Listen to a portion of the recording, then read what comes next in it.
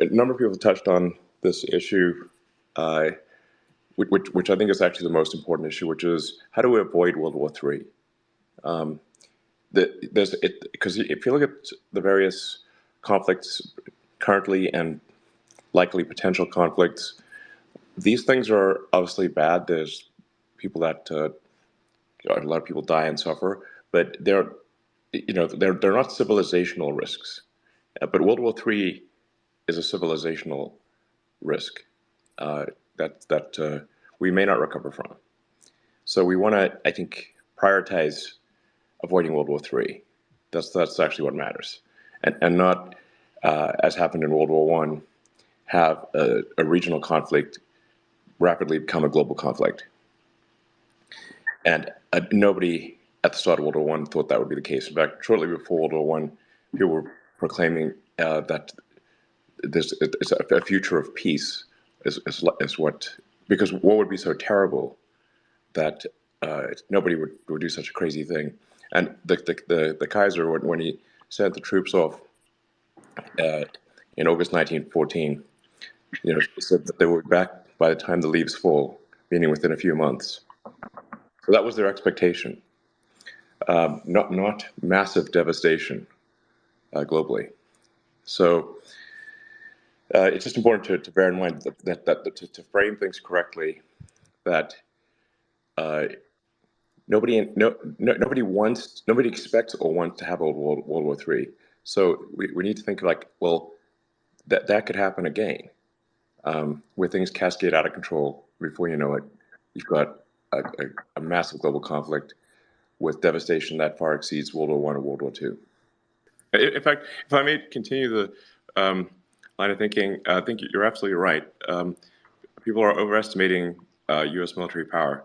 Now, I'm actually not someone who I'm not some peacenik. I'm not like I think there should be a peace and it's better, but I'm not like a sort of afraid of war or whatever.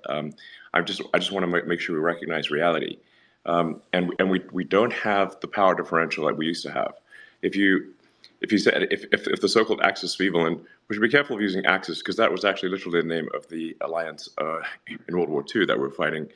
We don't want another Axis. That's a real one. That's actually a very significant threat, and a combination of Russia, China, and Iran should be viewed as very strong relative to the West. Very strong. We're not fighting small fry here. Or at least the potential is not a small fry battle. It is a massive battle where the industrial capacity is of comparable size to sort of the Western alliance or greater.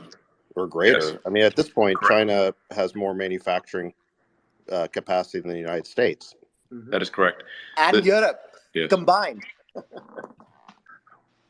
Yes, it's roughly on par. Let's just say, like, one could debate whether it's bigger but it's the point is that we do not have an overwhelming advantage in industrial might, and the foundation of war is economics.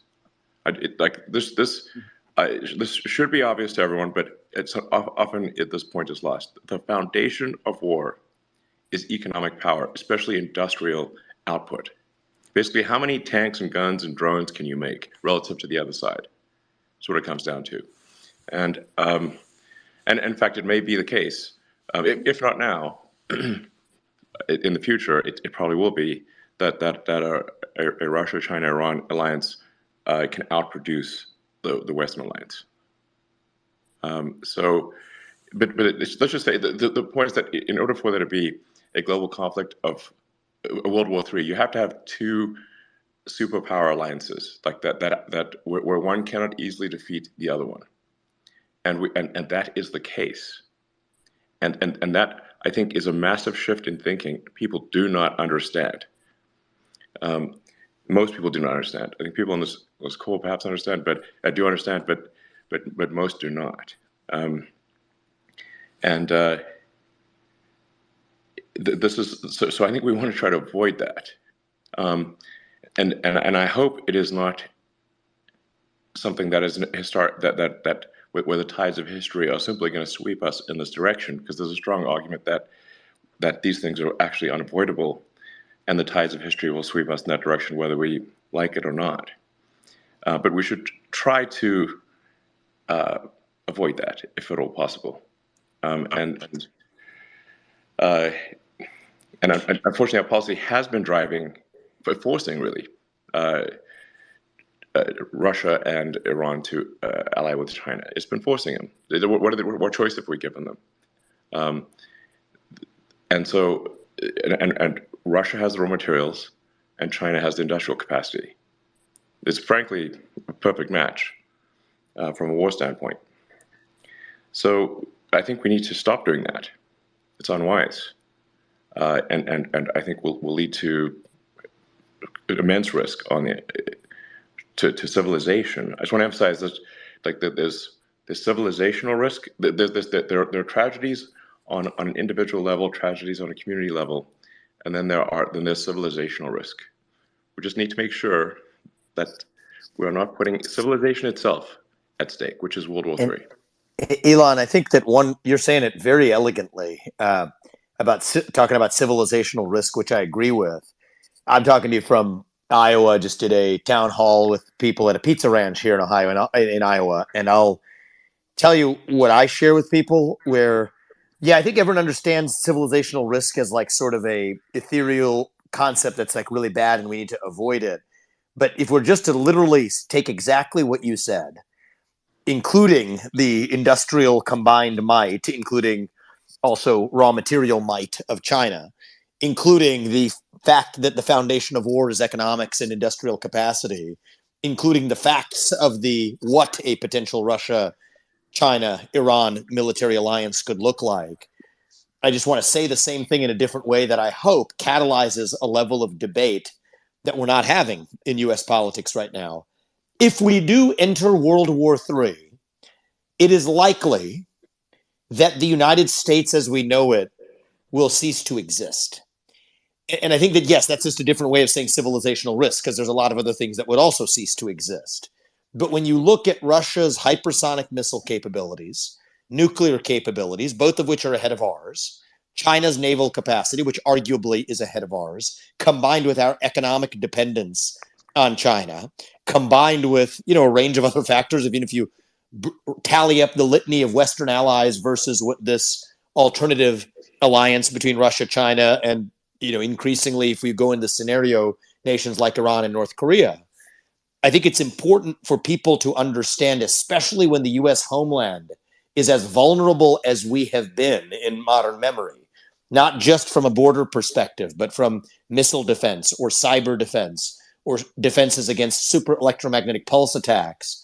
I think this is where I am attempting, unsuccessfully so far, but attempting to awaken a GOP from what appears to be a deep slumber on the risks of these of real major conflict. If we enter major conflict, anything resembling World War III against a Russia-China alliance, with potentially Iran and or North Korea included on the other side of that, the United States as we know it will cease to exist. And at least I found that maybe to be a little bit more persuasive to people here engaging in a dialogue on the ground than the broader possibility of civilizational risk. The existence of the United States itself is what we're talking about as being on the line here. So I like the way you said it. Yeah, I think that's right. So we are like the New York Yankees, or we're literally Yankees. So we're like a pro sports team that has been winning the championship for so long and so many years in a row that we have forgotten what losing even looks like. And that's when the championship team loses. When the championship, the team that's won so many times has had so many victories, that over time complacency and entitlement grow, and then you get your ass handed to you. So, and this is, like I said, my concern here is civilizational risk. How do we avoid that? I think we and this is not a populist statement at all, but I think we need to figure out peace in Ukraine, and I think we need to restore normal relations with Russia. And if we don't do that, we force Russia into a China alliance. They're already doing joint military exercises. Russia and China have started doing joint military exercises. I don't know how many people are aware of this, but that would be an alarm bell. I think what Elon said makes eminent sense. I've been advocating this for a long time. Uh, Reopening relations with Russia, economic relations with Russia. I mean, like not bombing the Nord Stream 2. Let's start with that, but also renormalizing some level of economic relation with Russia, I don't think is unrealistic, actually. I think we live in a moment where it's certainly more realistic than what Kissinger and Nixon envisioned in the early 70s when they opened relations with China, right? Mao Zedong, say what you will about Vladimir Putin, Mao Zedong was a different animal. And yet, even against that backdrop, did we trust Mao? No, we did not. But we trusted him to follow his self-interest when he was the little brother in the relationship with Brezhnev-led USSR. And so today, do we have to trust Putin and believe that he is a virtuous saint on his way to, heavenly eternal bliss? No, we don't have to believe that. I think we have to believe that he has a self-interest that he will weigh, Russia will weigh, and he will weigh personally. And does that match the interests of the United States to reopen economic relations with Russia in the context of a reasonable path to peace in Ukraine that pulls Russia out of its military alliance, or at least from doing joint military exercises with China? And I think that that's actually, weird as it may sound to some, eminently achievable in this window. And so it's less even about the Ukraine war in this case, but something bigger you could achieve using the Ukraine war or the end of it as a catalyst to achieve that we should have been working towards anyway, which is to pull Russia out of that alliance with China. People say, well, how are you going to monitor that? Is that just a promise? That's a frequent objection that I get when I say this. Elon made a great point. They're doing joint military exercises. We know when they're doing them. They're doing them off the coast of Alaska and otherwise. If there are somebody who breaks an agreement, there's obviously consequences for that. That can be baked in to any agreement. But they wouldn't really have an incentive to if we reopen and renormalize some level of economic relations with Russia.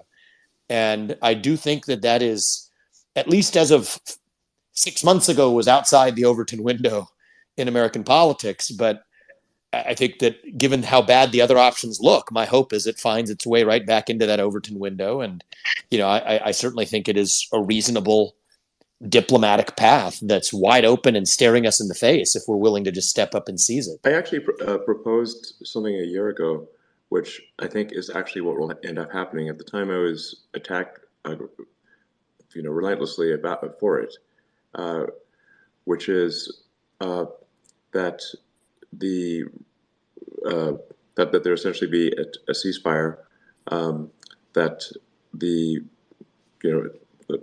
that we have some sort of internationally supervised vote in the eastern portion of Ukraine to see if they wish to be part of Russia or part of Ukraine, and go with that, because it does seem to me it doesn't make sense that we would want to foment a war to have regions that don't wish to be part of one country to be part of one country. Meaning, if the eastern Ukrainian regions wish to be part of Russia, why are we fighting a war to force them to be part of Ukraine? That doesn't make sense. Do we believe in democracy or not? And now there's some counter arguments here, like, well, the people that used to live there aren't there anymore who are in favor of Ukraine. I'm like, well, invite them back, and give them a vote too. I think there at least some portions of the area that Russia occupies right now will in fact vote to be part of Russia. One has to ask, why is there not a significant insurgency in eastern Ukraine? If they're so against being part of Russia, you would expect to see a significant insurgency, and you just don't see that. I think the reality is at least some parts of eastern Ukraine and Crimea actually do wish to be part of Russia. That is the actual reality of the situation. Not saying all of it, but I think certainly some parts. And And so then we also have to say, like, pragmatically, is Ukraine making progress? Well, no, they are not. And what is actually happening? Well, a lot of the flower of Ukrainian youth is being sacrificed in the trenches for essentially no territorial gains. Those boys are dying every day. For what? So I say this in the interest, as this is the best outcome for Ukraine. This is actually the best outcome for the people of Ukraine. This is not a this is a pro-Ukraine outcome, because Russia is not going to let go of that land. Ukraine is not going to succeed in pushing Russia back. Russia is 4 times the size of Ukraine in population, and this is trench warfare, where you have an advantage on the defense. Whoever charges the trenches is going to get killed at a far greater rate than the defenders, far greater. So it's obviously absurd to have the smaller army charge the larger army when the larger army has massive defenses and will inflict casualties at a rate that is probably 3 to 1 or maybe worse. It's a hopeless situation. You might as well put your hand in a meat grinder. And every week that passes, there are more Ukrainian boys that die. More Russian, and I think we should have some sympathy too for the Russian boys that are dying in those trenches as well. Do they want to be there? Of course not. So from a humanitarian standpoint, we should find, I think, we should push for a ceasefire and push for peace in that region. And I think then from a civilizational risk standpoint, we should restore normal relations with Russia. This seems like a logical path. And because the alternative is not an axis of evil, but an axis of immense power against the West, and laying the groundwork for World War III. And again, if one has to look at the sort of the scales of the decision, what good or bad things happen with one set of decisions versus another? And I see no benefit and only bad things, frankly, in prolonging the Ukraine-Russia conflict. I really see no positive side to this, and only bad things. It's both bad things for Ukraine and bad things for the United States and bad things for the world. So we should seek peace, I think, immediately. We should seek to restore normal relations as soon as possible. This is not some kind of reward for Russia. This is simply recognizing the realities and the risks that the world faces, and ensuring that there is the highest likelihood of a positive future for human civilization. And I'm actually curious for either of you guys. One of the questions is, it's actually considered very gauche to ask this question, but I think it's actually a relevant question that we have not really touched on yet.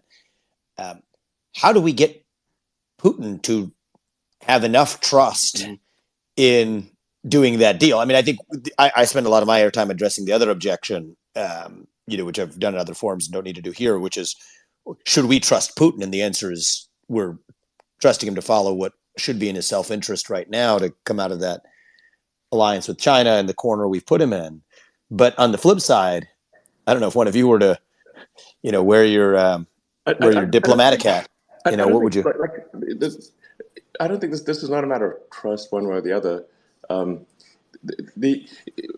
the same reason that Ukraine cannot advance meaningfully into primarily Russian-speaking regions in the eastern Ukraine, Russia cannot advance into the predominantly Ukrainian regions because they face a massive insurgency. They lack support from the local people.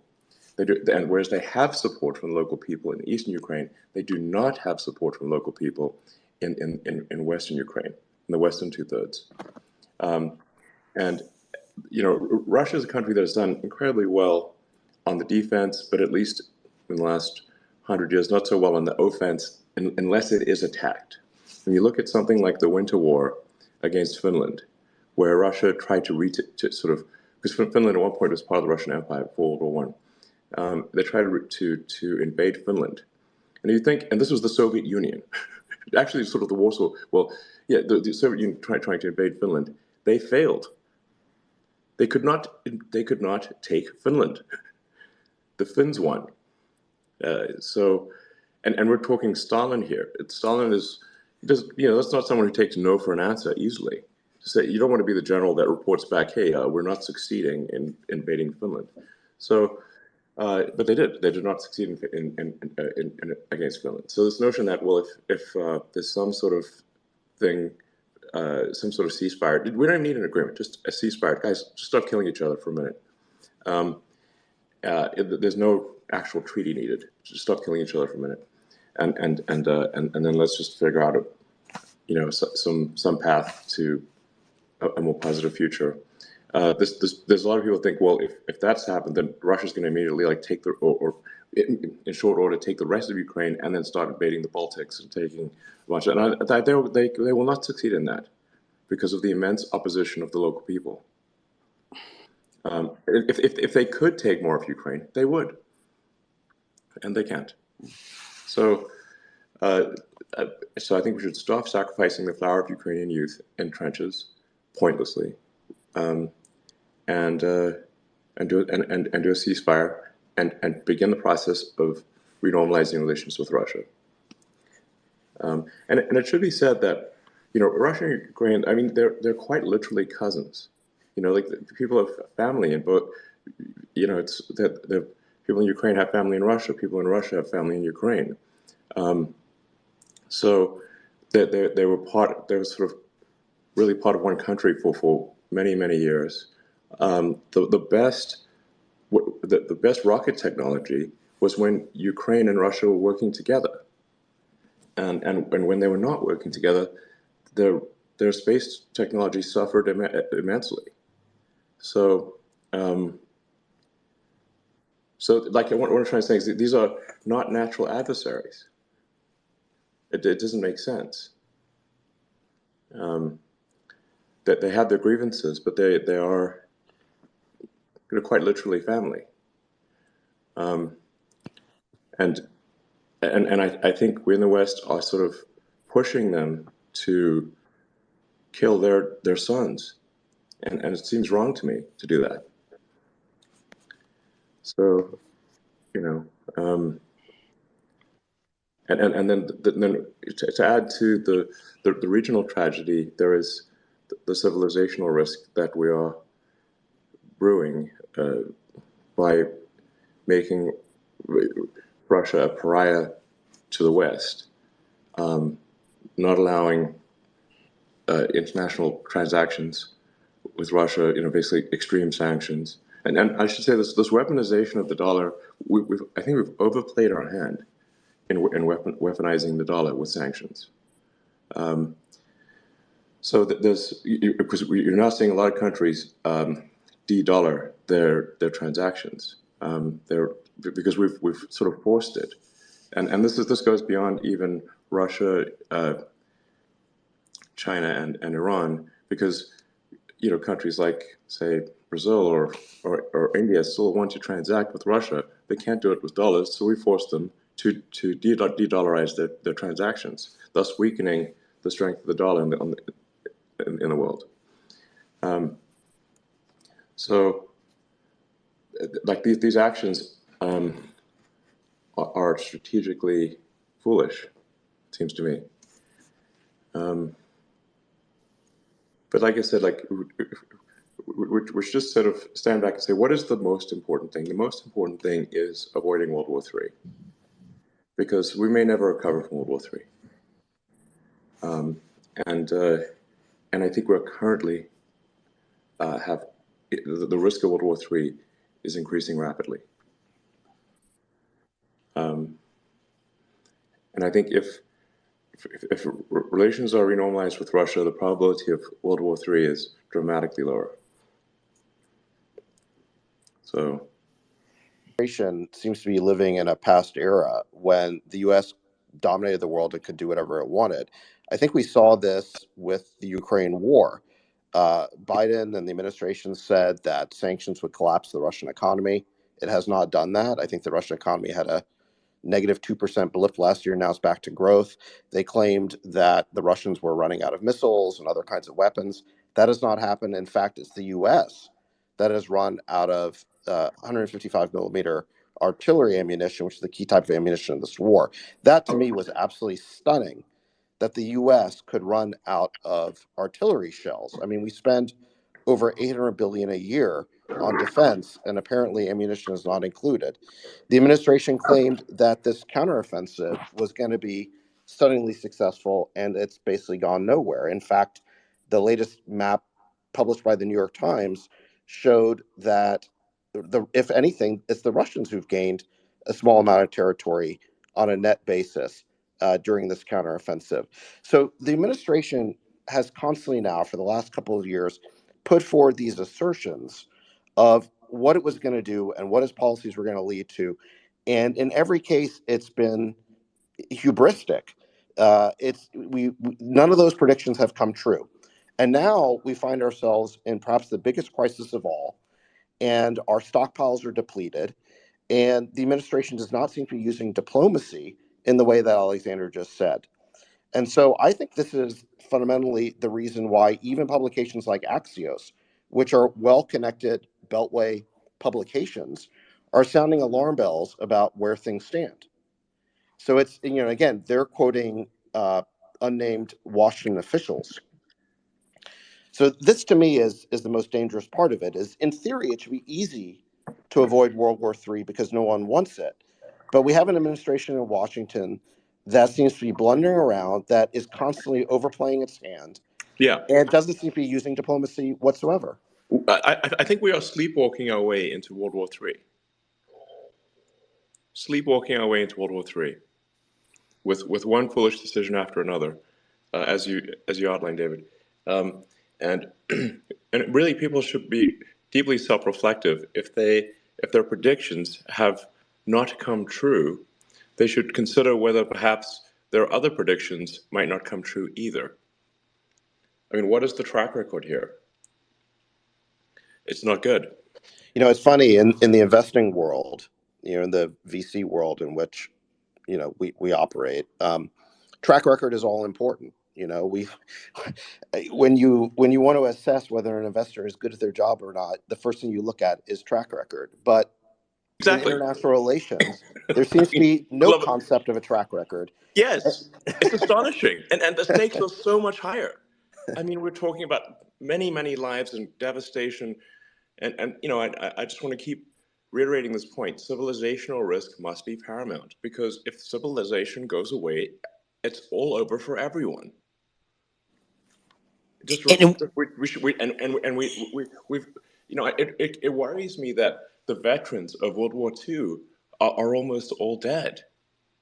So those who remember the horrors of a world war are no longer who has the visceral knowledge of what a world war is really like. When people have grown up coddled in comfort, they have no concept of war. Um, I remember talking to my grandfather, who was in World War II for I think almost 6 years, in brutal conflict in North and East Africa. All his friends were killed in front of him. He had severe PTSD, like severe. I didn't even know what it was as a kid, but so severe. Um, and in fact, if he, he didn't finish high school, so he wasn't eligible for the officer corps. And he I think it was a year or two before the end of the war. They randomly gave some aptitude test or IQ test or whatever to people, and he scored high. So they sent him to work for British intelligence in London, which is where he met my grandmother, who's English. And and if that hadn't happened, he'd be dead, and I probably wouldn't exist. But I mean, you could see the effects of war in his face and personality. I mean, it was just he was destroyed, even though he was still alive. And how many people like that actually are still around who remember the horrors of a global war or remember war at all? Well, this is where I think we need some fresh leadership in Washington, because people who've been there for 30 years plus simply, I think, don't seem to remember or don't really understand the way in which the world has changed. We're not in the unipolar moment anymore. Correct. We're not, We're you not. know, and the people who developed all of their political instincts during that moment, I think, have failed to grasp the ways in which the world has changed. And this is why we need some fresh thinking and fresh leadership in Washington. I'm sure Vivek will agree with that. Yeah, I'm biased, but I agree with you. And one of the things is interesting in the polling data is amongst young people. I mean, and the idea of entering war, including the Ukraine war, but beyond this, is incredibly unpopular, right? I mean, those of us even who grew up in the Iraq and Afghanistan era alone, these things are very unpopular amongst young people. And the other thing that I'm seeing is, this is just a little bit of inside baseball here, but the general political conventional wisdom right now is most of the Republican base still is in favor of the good versus evil framing. But I will tell you, on the ground, that is not what I see when it's presented in a different form than the poll questions are served up. I've spent the last 5 days in Iowa, and mostly everything I'm saying I've been advised is politically unadvisable to say to a Republican base. But to tell you the truth, once you explain to people, look, this is not that we're anti-Ukraine or anti-Israel, but this is a pro-American, or as Elon even put it, pro-civilizational view to keep us out of World War III. I see more heads nodding than not. And so I do think it's going to take people, not just in the presidency. I think the presidency is important. I think it's important that you have somebody that comes from a different generation, unbiased and unencumbered by the biases of the past in a liberal hegemonic era that does not exist anymore. It's not 1991. It's not 1980. We have to accept realism in where we are as the United States, or else we may make boneheaded decisions, sleepwalking our way into war that may cause the United States of America as we know it to be at risk of ceasing to exist. But I also think that it's going to require people in positions in the administration that, you can't come in as a post-neocon Republican and then put a bunch of neocons in the staffing of your administration, from national security advisor to secretary of state on down. And I think it's going to take rational, reasoned thinkers who are able to understand how the interests of different nations align or don't align with one another, and reach reasonable deals, consensus, to bring peace in a situation that I think there's opportunities for it, both in the Russia-Ukraine situation and though under more complex circumstances, even in the conflict in the Middle East with Israel, that I think would best serve the interests of everyone involved, but certainly the United States. And I do think that we may be at our best in a moment where the U.S. is expressly thinking about its own interests and acknowledges that other nations are allowed to do the same, and then reasonably achieve paths to peace rather than trying to implement the model of liberal hegemony that I think many in both parties wish we were in from 30 years ago. So Yeah, that's what I think. if I may play somewhat of a sort of slight devil's advocate for liberalism, actually, which may be unexpected, and also also start off with a quote of, or paraphrase Samwise Gamgee from Lord of the Rings: "There is some good in this world, Mr. Frodo, and it's worth fighting for." I think that is the good part of liberalism. That is that you actually have empathy for other people and other countries, and that there are times when we will do things that perhaps don't entirely serve ourselves, but sometimes even sacrifice a little bit of the good of our country for the better of another.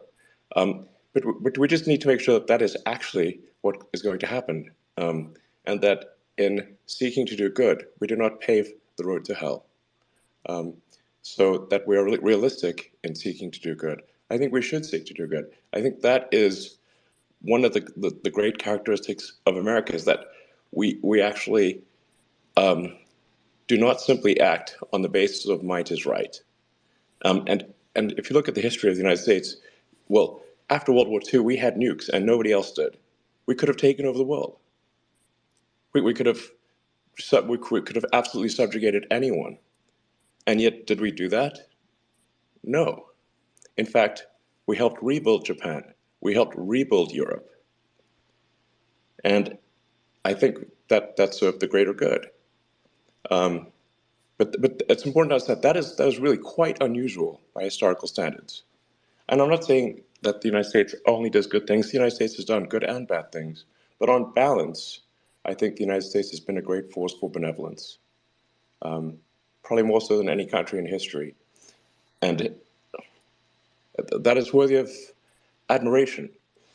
And so I do think that is a good thing. But we don't want to be naive in seeking to do good.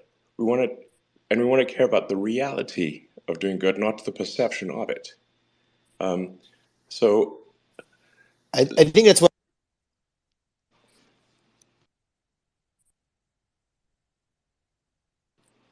Sorry, go ahead. I was just saying. I think that was beautifully said. I think we live in a moment right now where those things go together, where we bring a realism to our foreign policy.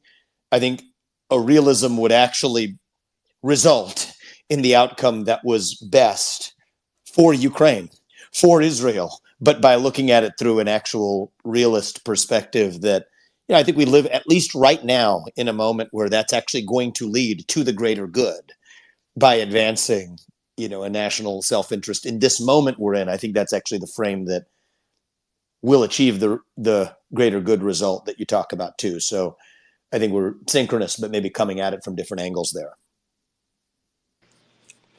Sounds good.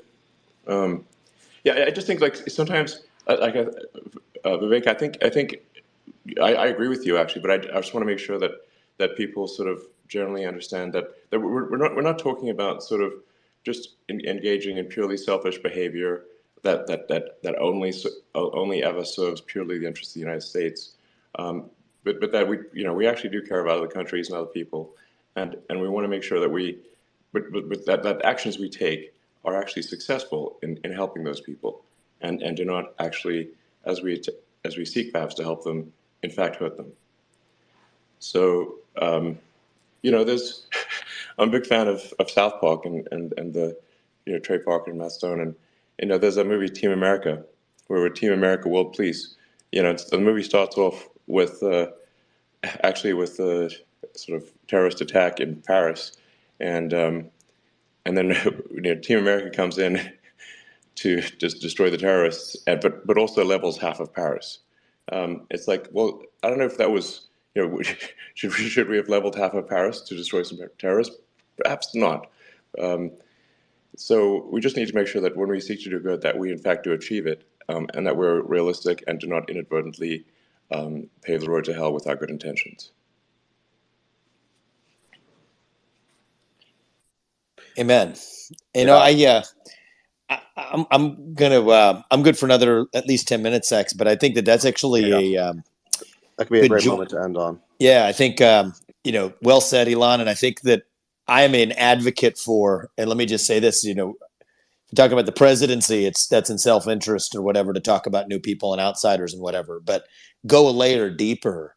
The more I've learned about this, I think the more I'm convinced that you not only need that at the level of whoever's on top of the executive branch, but in the State Department, in other parts of the federal bureaucracy that hopefully only a small subset of which survive, still need probably in the next chapter some people who have a muscle memory different than the one they've been trained on, which is to think they're doing good or convince themselves of the ultimate lie that they're doing good when in fact they're creating more harm than good, even not just for the United States, but for those other very actors they purport to help. And so, we'll see if we can't get there and, clean that up and staff it accordingly. So thank you guys. Appreciate this discussion. Learned a lot actually today too from the others who participated.